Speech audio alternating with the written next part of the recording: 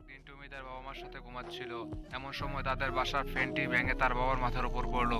তার বাবা অনেক রাগান্বিত হলো এবং তার মায়ের উপর অনেক নির্যাতন করলো।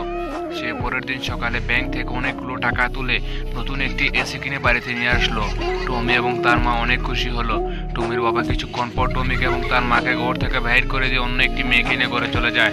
তারপর টমি এবং তার মা এদিক সেদিক ঘোরাঘুরি করতে করতে একটি গাছের নিচে বিশ্রাম নেয়। সেখানে তারা গাছটিকে দেখে গাছের প্রতি তাদের অনেক দয়া হয় এবং তার মার কাছে থাকা একটি মুদ্রা দেশের দোকান থেকে কিছু দানা কিনে এনে গাছটিকে খাওয়ায়। তারপরে গাছ থেকে অনেক গরুর মাংস চলতে থাকে। টমি এবং তার মা সেই গরুর মাংস গাছ থেকে পেরে বাজারে বিক্রি করে থাকে। বন্ধুরা, তোমরা কি তোমাদের মাকে ভালোবাসো? তাহলে এই চ্যানেলটিকে সাবস্ক্রাইব করো দয়া করে। তারপর তারা এভাবে দিন কাটতে থাকলো। একদিন তারা অনেক টাকা দিয়ে নতুন একটি এসি কিনে নিয়ে আসলো।